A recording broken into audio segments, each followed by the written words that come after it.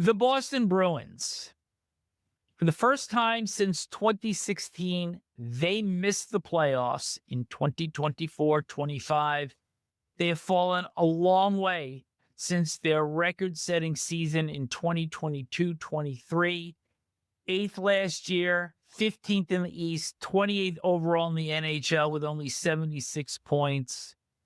And from where I'm sitting, Neil, I looked at the additions for this season, and this feels like it is going to be a year of David Pastrnak against the world, because obviously Marchand left, Bergeron and Krejci before that.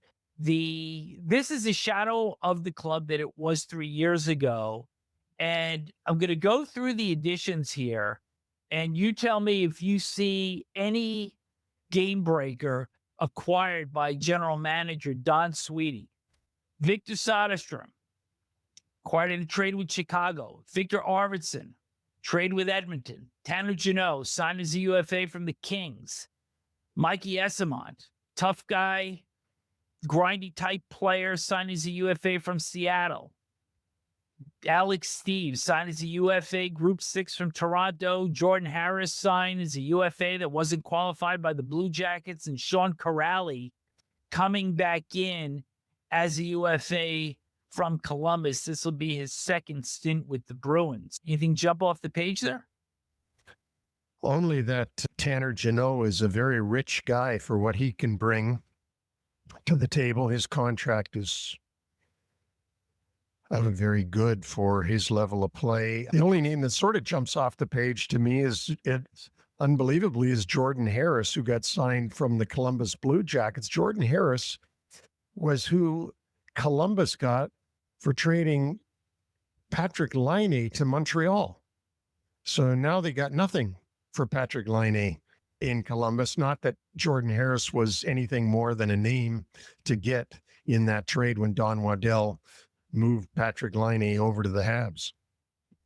And there's really not a lot in terms of the RFA, UFA re-signs. The most significant is Morgan Geekie, who had his second consecutive career year with the Bruins. So if he's going to be the offensive force right behind David Pastrnak, and maybe you've put in Pavel Zacha behind that, because of the players that they re-signed, defenseman Mason Lohrei, defenseman Henry Jokiharju, center John Beecher, left wing Riley Tufte, who re-signed as the UFA because didn't get signed anywhere else. I'm at a loss here at where I could see any sort of improvement for this club. So the Beantown question for you is, yes, I think James Hagens, who was picked 7th overall center out of BC, has a great chance to crack this lineup. But the reality is, for first-year head coach Marco Sturm, who succeeded Joe Sacco, if this team is going to have any success, you're going to need a bounce-back season from Jeremy Swayman, and they're going to have to win low-scoring games. This has to be a defense-first club, period.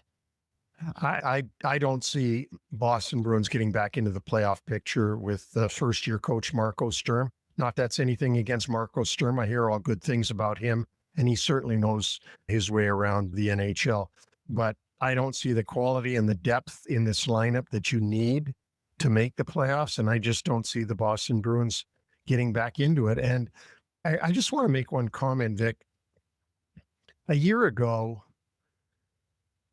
Jim Montgomery was the coach of the Boston Bruins. They got off to a poor start, and they fired Jim Montgomery, who got immediately hired by the St. Louis Blues, who were off to a slow start. And Jim Montgomery retooled the St. Louis Blues into the playoffs last year, and the Boston Bruins kept falling and falling.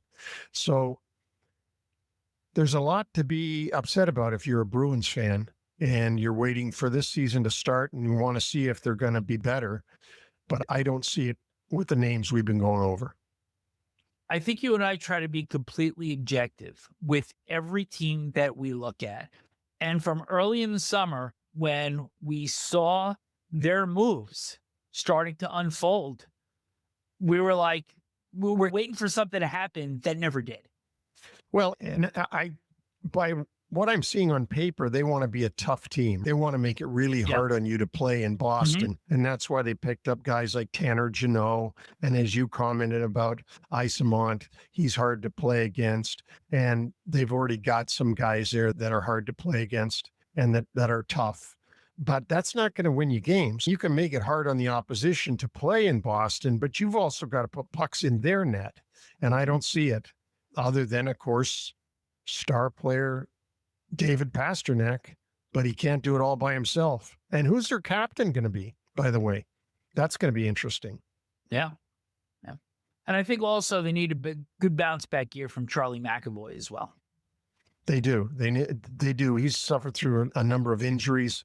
He's a real quality offensive defenseman and defensive defenseman as well. And they do need a bounce back year from him. And I think we should also mention Lindholm and Nikita Zadorov, who I think a lot of people were looking at to being maybe the second coming of Zdeno Chara. Certainly, those are huge shoes to fill, but I certainly think that we expected more from him last year. And I think those three defensemen need to make a big mark this year to help this Bruins team start to grow out of the hole that they dug themselves into last year. Yeah, they do have to start to run. Those Lindholm and Zadorov are going to have much better seasons next year than they had in their first season with the Bruins.